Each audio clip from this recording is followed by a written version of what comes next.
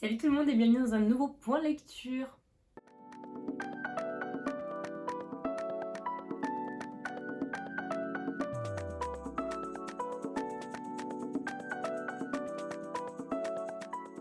Pour commencer, j'ai décidé de vous parler d'un abandon, donc une lecture que j'ai pas du tout kiffé, j'ai pas du tout accroché, pour la simple et bonne raison que pour moi l'écriture n'était pas assez fluide ou autre. Il s'agit d'un thriller, donc L'affaire Eva Beck de Julie Rivard, pardon.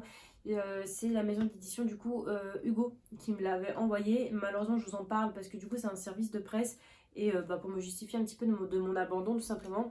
On est sur une histoire de thriller, donc un flic va devoir un petit peu mener une enquête concernant un réseau de femmes qui on va dire, un réseau de femmes qui fait pas mal de petites entourloupes. Et voilà, on sait que ça prend énormément d'ampleur, donc ça se passe au Canada, au Québec plus précisément.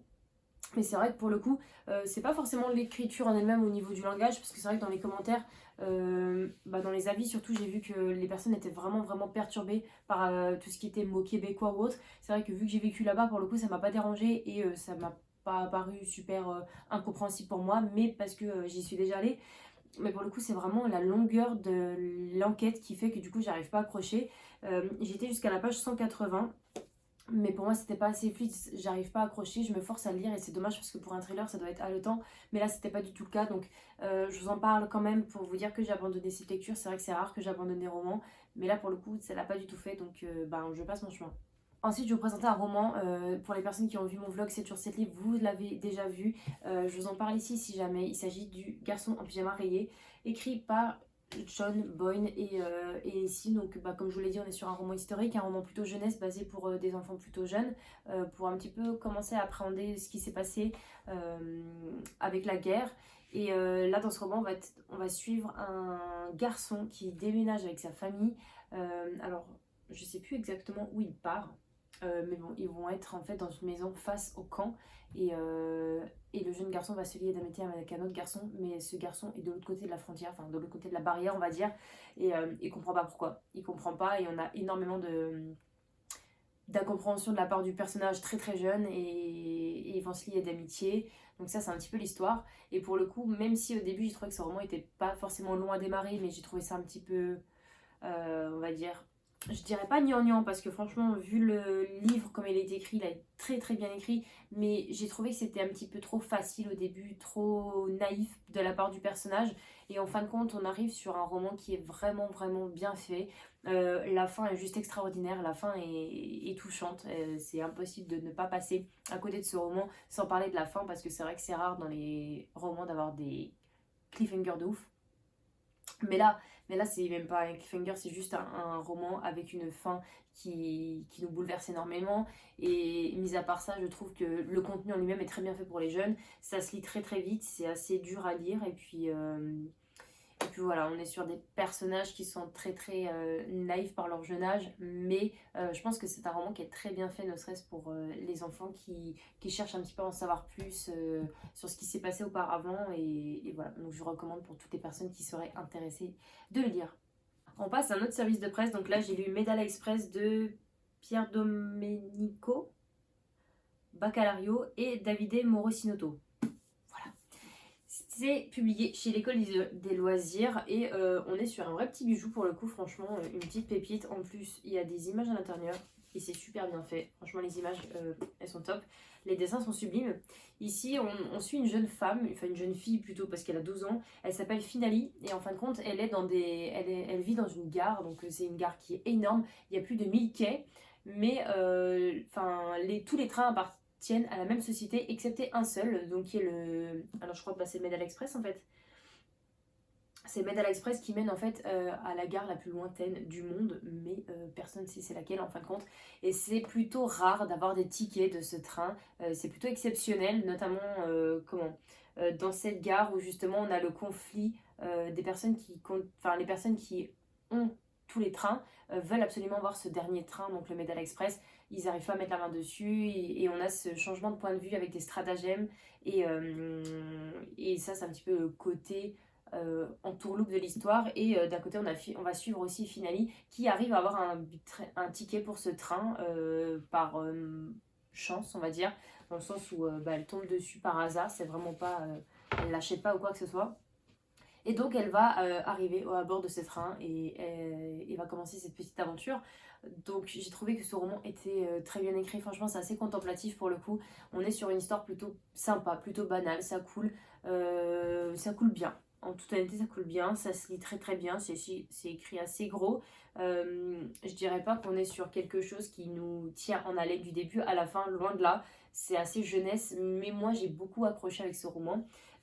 C'était une très bonne lecture pour moi dans le sens où si on n'attend rien de ce roman et qu'on a juste envie de vivre une aventure, c'est ce qui se passe. Il n'y a pas forcément de haut et de bas dans le roman, tout reste assez lisse, mais c'était plutôt sympa à suivre. Donc si jamais ça vous intéresse de vivre une petite aventure à bord d'un train, eh bien celui-ci pourrait vous plaire.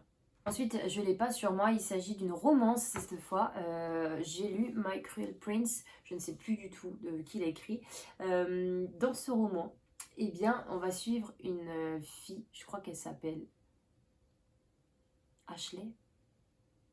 Oh, je me rappelle même plus des noms des personnages. Bref, là, on suit une fille de 18 ans qui retourne dans sa ville, dans la ville dans laquelle elle a vécu étant petite, et elle avait une histoire d'amour avec un mec à l'époque, et en fin de compte 4 ans après elle revient dans ce lycée, sauf que lui est totalement insolent on va dire avec elle, il la snob énormément, il s'est passé quelque chose, on sait pas quoi exactement, on sait juste qu'il y a eu un conflit, qu'elle elle n'est pas sûre d'avoir vraiment compris ce qui s'est passé, mais voilà, c'est un enemies to lover.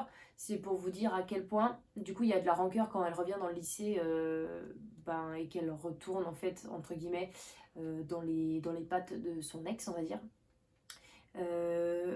C'était un roman qui est très très très bizarre à lire, en toute honnêteté. Je m'attendais pas à avoir un enemies to lover avec autant de warning en fin de compte. Là, on est sur un roman, alors il est très riche vraiment au niveau des sujets, puisqu'on va parler de deuil, on va parler de harcèlement scolaire, et mis à part ça, il y a une romance, il y a une amitié, il y a quelque chose qui se met aux alentours, mais l'amour et l'amitié se fait d'une telle façon que du coup c'est malsain en fin de compte. Là, l'enemies to lover, on est sur quelqu'un qui se fait, on va dire, harceler par son ex, on va dire, tout le temps. Il lui arrive des choses, on se dit, mais c'est pas possible, enfin, comment tu peux accepter ce genre de choses et y retourner tout le temps. Et c'est ça la romance. La romance se base sur quelque chose de malsain. C'est un young adulte qui est vendu comme ça, et je me suis sentie très très mal à l'aise parce que je ne m'attendais pas à avoir un enemies to lover aussi hard, aussi malsain. On est sur des personnes qui ont 18 piges, voire moins pour certains, d'une quatorzaine d'années. Et en fin de compte, il se passe que des trucs assez bizarres. On est porté très sur le sexe, très sur la drogue. Et je me dis, mais c'est pas possible. J'ai l'impression de regarder la série Elite. Et en fin de compte, elle a été retranscrite dans ce roman. Alors pour les personnes qui ont kiffé Elite, vous allez kiffer ce roman. Mais moi, pour moi, ça m'a énormément dérangé. Je m'attendais pas à lire une romance aussi dure. Le personnage du coup m'a énormément agacée parce qu'on est sur quelqu'un qui la harcèle H24 mais il y retourne tout le temps. Et je me dis non ma belle, là il faut que t'arrêtes. Et en fait quand tout le long de l'histoire c'est ça. Elle cherche à comprendre ce qui s'est passé pendant des années, elle cherche ses réponses. Et en fin de compte à la fin du roman on les a, il n'y a pas de souci. On a quelque chose qui est concret, on a quelque chose qui est fondé. Mais ça ne justifie pas de harceler quelqu'un autant en fait. Donc voilà, pour moi ça m'a un peu dérangé. Si les personnes l'ont lu, n'hésitez pas à me dire ce que vous en avez pensé parce que je trouve que c'est une romance qui est très très mal tournée, en tout cas pour du young adulte. Je trouve que le sens est pas fait comme il devrait et je trouve ça un peu dommage. Et je termine par une très bonne lecture. Pour moi, il s'agit de Dry, qui est écrit par Neil et Jarrod Shusterman, donc je crois que c'est le père et le fils. Ici, on va suivre une sécheresse en Californie qui arrive du jour au lendemain, on va dire. Il n'y a plus d'eau pour les piscines, enfin, il n'y a plus d'eau. Il commence à avoir très très peu d'eau. On demande de ne plus remplir les piscines, on demande de ne plus arroser les plantes. Et un jour, et bien du coup, on va suivre Alyssa et toute sa famille. Et Alyssa un jour veut se laver les dents, je crois, un truc comme ça, et se rend compte qu'il n'y a plus d'eau du tout qui coule du robinet. Et à partir de là, on va rentrer dans un cercle un peu vicieux de toutes ces personnes qui essayent de s'en sortir, mais qui veulent écraser les autres justement pour s'en sortir, dans le sens où c'est ma vie qui dépend, c'est ma vie qui en dépend, et en fin de compte, même si je dois écraser certaines personnes et tuer pour obtenir ce qui me permettra de vivre, je le ferai. Et là on est vraiment dans quelque chose qui manque en fait. L'eau c'est tellement vital que ça manque à tout le monde. Là on est dans un quartier où bah, par exemple on a une femme enceinte ou on a une femme qui vient d'accoucher je crois, donc elle a besoin d'eau bah, pour son bébé, pour allaiter. On a des personnes âgées, on a une famille, on a tellement de monde et on a pas mal de personnages à suivre également, on a des changements de point de vue plutôt sympas.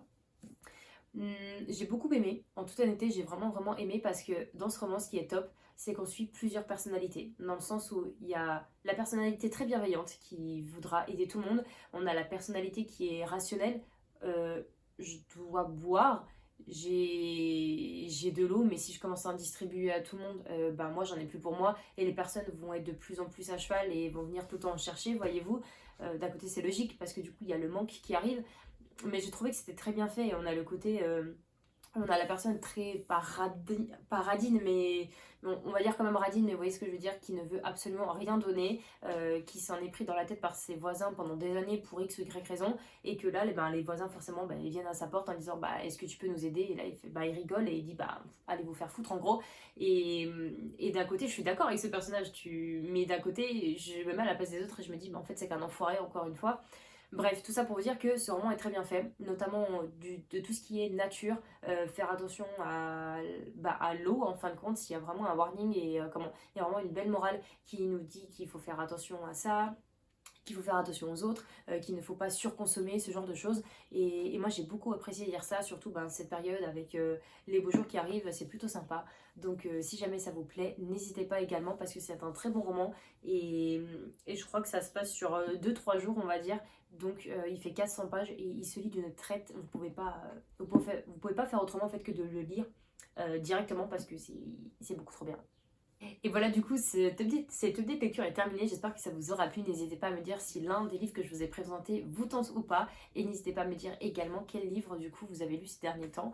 Je vous fais de gros bisous. On se retrouve très vite pour une toute nouvelle vidéo. Et en attendant, prenez soin de vous. Ciao!